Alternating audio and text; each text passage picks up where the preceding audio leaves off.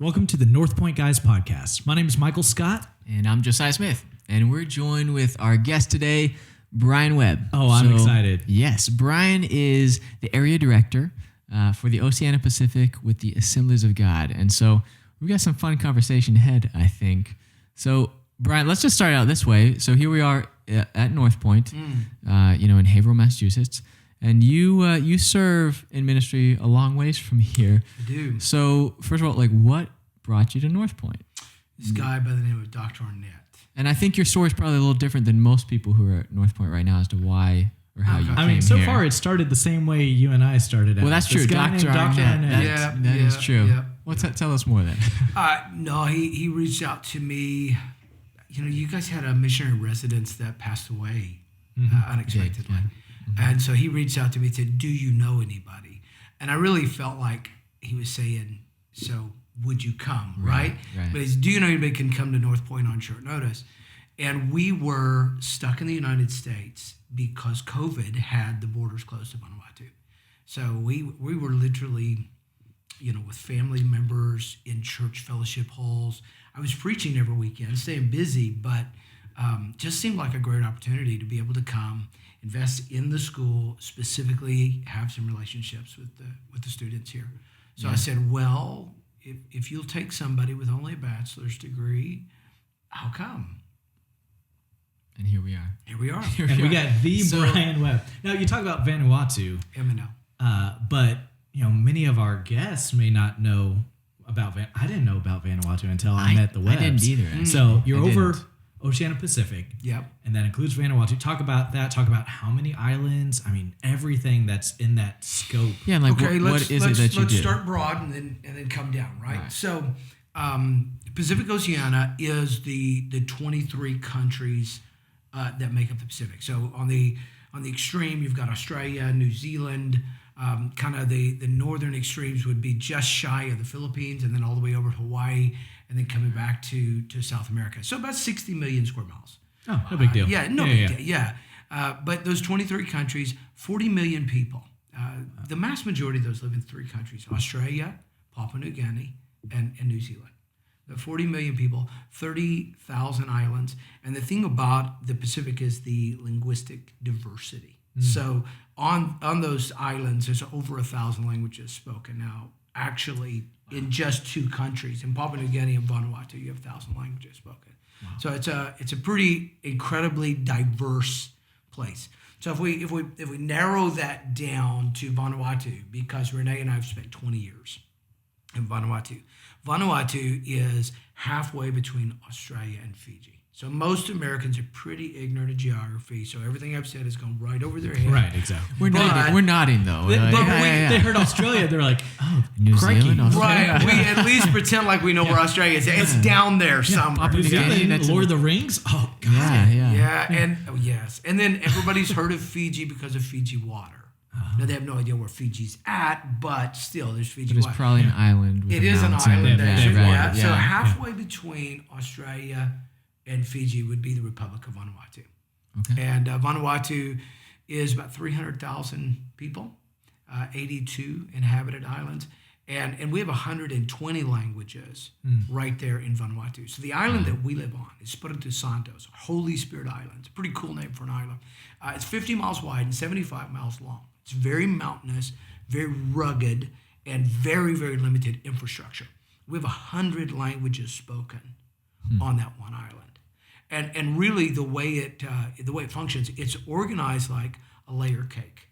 So if you're at 500 feet, everybody speaks the same language anywhere on the island. But if you're at 1,000 feet, they can't speak to the people at 500, and they can't speak to the people at 1,500. And what anthropologists say is that there were waves of immigration. So a tribe would come in and take over the island, and then another tribe would come in and push them up from the coastal areas. And so that process repeated over and over again in history until if you get to the very top, Varajanali, which to my knowledge is the highest altitude anybody lives at in Vanuatu, their language is radically different than anybody else's language in Vanuatu. Wow. But it's really interesting. Like you'll be at a certain altitude and there'll be a language there, and that language will actually correspond with a language spoken in another island.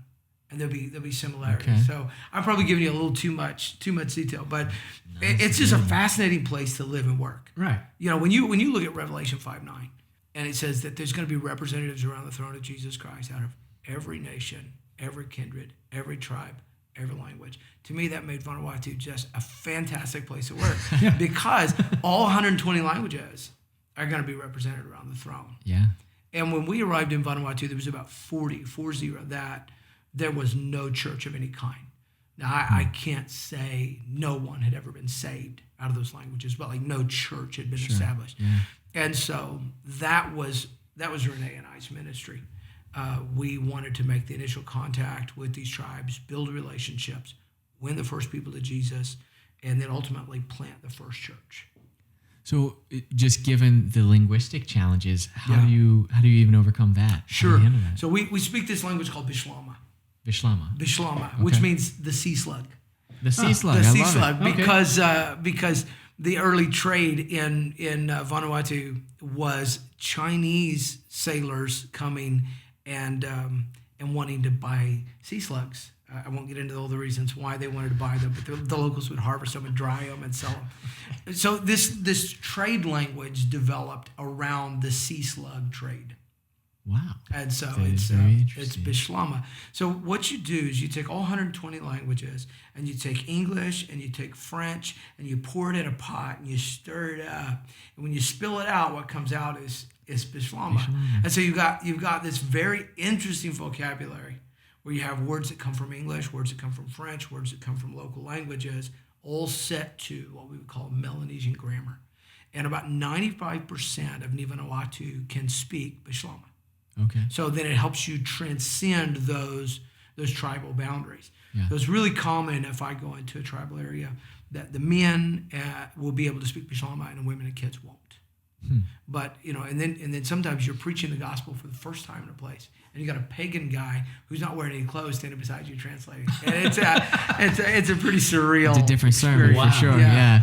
Live streaming that would be difficult. Well, we don't want to. Okay. So there's so much. So many questions we could get to. But let's just start with so you're in Vanuatu. You're speaking Bishlama. There's a naked man beside you. It's happened. What is it that you do?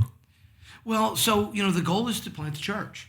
Okay. Missions is always comes back to the local church. This is what God called us to do, right? Mm-hmm. He called us to go, to preach the gospel, to baptize new believers. That is to form them. See, in America, we just underestimate the significance of baptism. Mm-hmm. But whenever you go into a context where there's no Christians and you begin to baptize people, that's a huge line of demarcation. Where you've left this community, you've joined that community. And so we baptize people. That's actually the formation of the new church. And then in that church, what do? We teach them to obey all that Christ has commanded, which ultimately leads to this replicating process where they then go to the neighboring village and they go to. So our goal is to establish a local church. Now, what we do, it would depend on the tribe. A lot of these tribes are unreached because they want to be unreached. In other words, they're quite content with their local religion, and they don't want any outside religion. So as you come in as a missionary, I'm going to present the gospel. They got no time for that. They got no space for that. What I try to do is go in and build relationship, and then through relationship identify the felt need in that tribe. So some places, and then out of that. We use whatever key we can use to have permission to remain in the tribe. So some places we've gone in with medical teams. I've literally walked into a valley and been met with a guy with a machete saying, Chief says, can't come in this valley. So what do? Well, you put up a big tent on the mountaintop above that valley, and you bring in doctors and nurses and you provide free medical care. And those people down there in that valley, that the chief won't let me go, they will come up to me. Matter of fact, great. You got time for stories? Absolutely. Great story is on Pentecost. This chief, he's a good friend of mine now. His name is Wabak. And he's like, no Christians come, none. Long Lipley was his village. He's like, no Christians. And so we did this. We put the medical clinic up on top of the hill. And about a 2-hour hike up from Long Lipley to Palmille where we did this. While we were there, Chief Wabak beat his wife. And he beat her severely enough she needed stitches. Wow. Well, where's he going to go to get her stitches? The missionary on top of the mountain. And so he comes up to the top of the mountain with his wife, who's and you know these scenarios, right? So like she needs stitches. What happened? Oh, she fell down, right? So the nurse that was stitching her up recognized the wounds because she had been a battered wife in America. And so she said, Bryan, you got to come over and translate for me. I've got to talk to this lady. And so I go over and she tells her story. She tells her story of being a battered wife, of feeling like she didn't deserve love, and trying to medicate with alcohol and drugs, and then finding this guy by the name of Jesus who loved her unconditionally. So I'm sitting there translating, and she's weeping. The chief's wife is weeping. Before the story's over, Chief Walbach's wife gave her life to the Lord. So I've got this chief that says, no Christians can come to my village, right? And now his wife is a believer in Jesus Christ because he beat her. I mean, the irony of that is just rich, right? It's just great. So sometimes it's medical. Sometimes it is, so if a person's got a medical degree, medical experience, that's a great way for them to come over, serve even for 2 weeks, right? Sometimes it's water. These villages will be located in places that there's a 4 or 5 mile walk to water. And that would have been a result of like tribal conflict in the past. So they got isolated from the water source. And go in there. We have these little portable drilling rigs. So you can break them down into 80-pound backpacks. So it's 6 80-pound backpacks. You got to have some tough guys. Climb the mountains, get in there, right? Yeah. But then when you get there, you put this drilling rig back together and drill a water well. And so that meets a need in that community. But also tell the drillers, I was like, do this as slow as you can.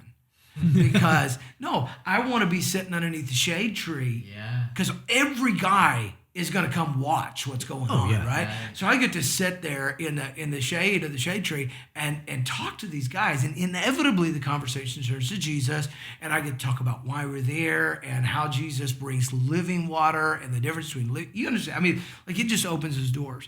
Other places it's been schools. I mentioned Federginale. A while back. I don't know how many times I made that climb up to the top of Espiritu Santo. It's intense, like 3-4 day climb to get there. And I'd go and they'd let me preach. They'd let me preach, but every time when I finished preaching, they'd say, you know what, we don't need your God. We don't need your God. But one time, it wasn't me, it was Pastor Minder, who's currently a Bible school student in Fiji. But Pastor Minder went up there and when he went, they said, we don't want your God, but we've gotten involved in a court case where a neighboring tribe is trying to steal our land, and none of us know how to read or write, so we're at their mercy. So could you teach us to read or write? Yeah. And so Pastor Minder says to me, Bryan, can you give me 40 Bibles so I can go up here? And Bishlama Bibles are these like 10-pound Bibles, right? They're huge. It's like, I don't know how he trekked those Bibles up to that top of the mountain there, but he said, yeah, I can teach you to read and write. Here, let me teach you. And we use this book called the Bible. And when he was done, he baptized, I forget the exact number now, but it was a significant number of people from Federginale.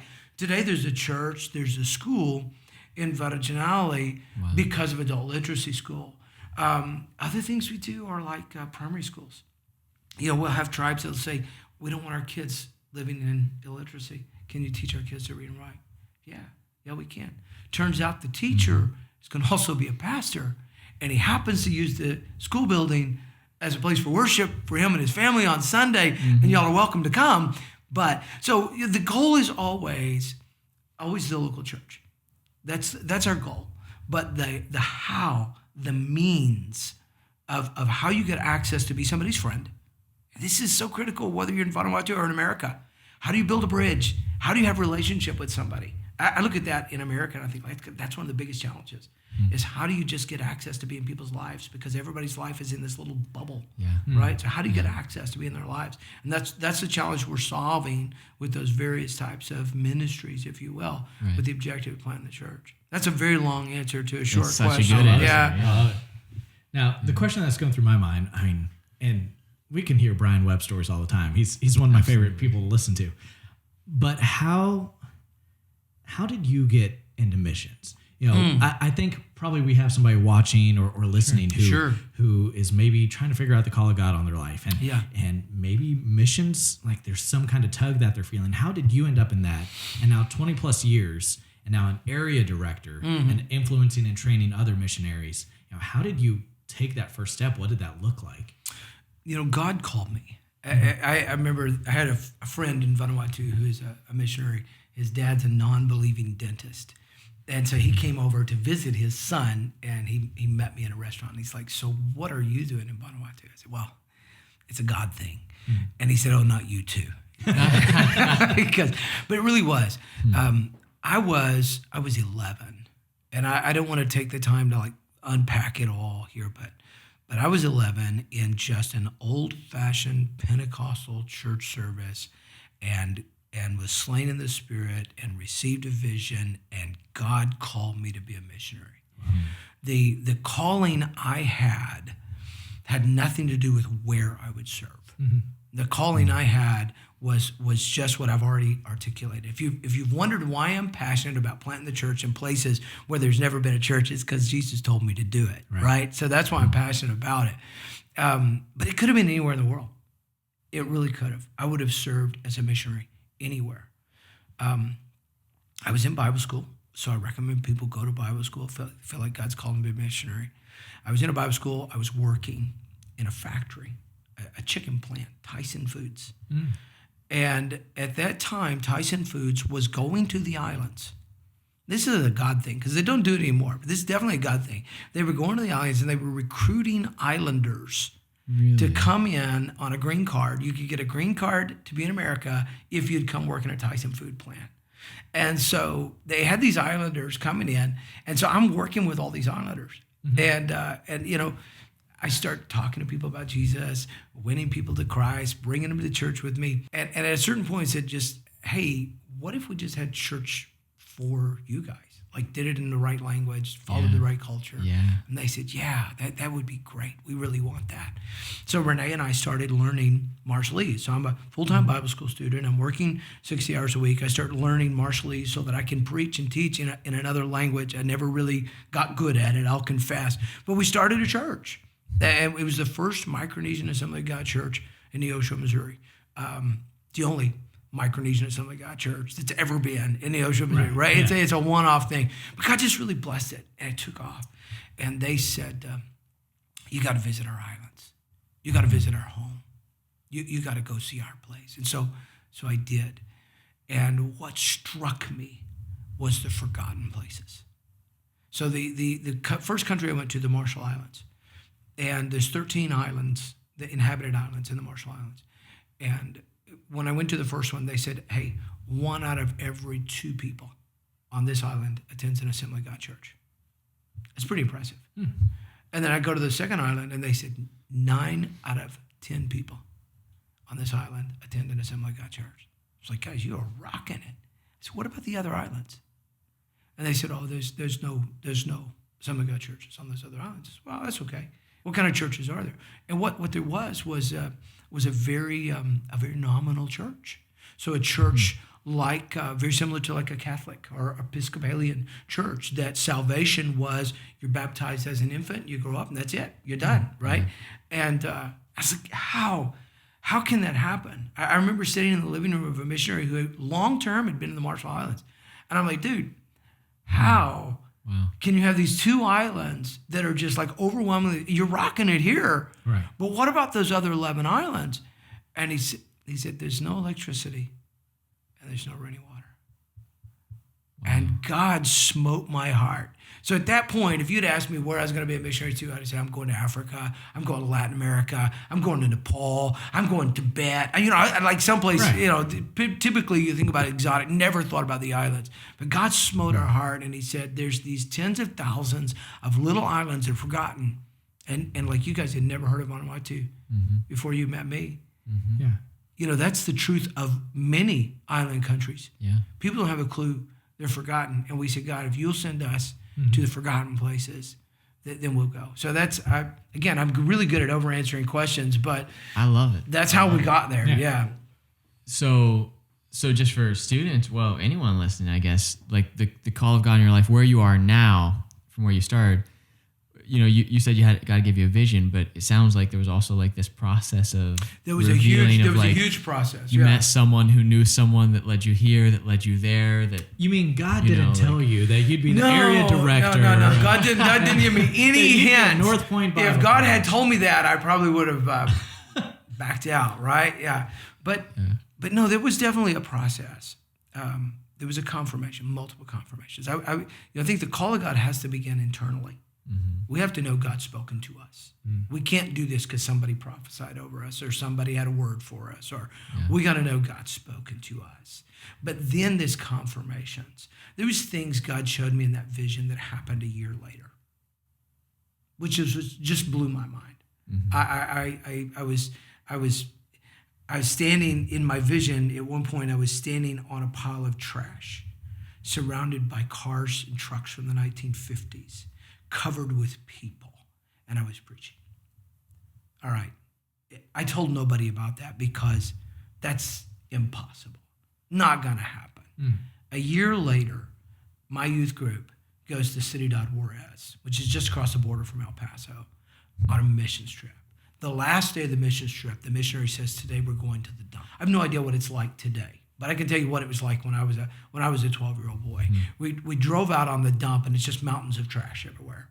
And the missionary gets on his loudspeaker and says, there's a free meal if you come to the service. And we stop on top of this pile of trash. And all these trucks and cars that had been maintained from the 1950s. I mean, there wasn't a new car in the lot. Come and surround us, make a circle around us. And then hundreds of people cover the cars and cover the trash.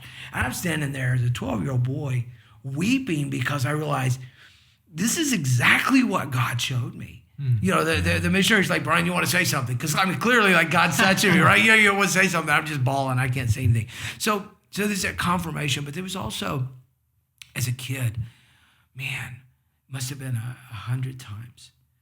An evangelist, a visiting missionary, would be praying with me at the altar and say, I just feel like God is saying, you have a call to the nations. Yeah. I mean, over and over and over. People who had no idea who I was and what the call of God was on my life. So there was those confirmations. And then there's the circumstances that God puts us in.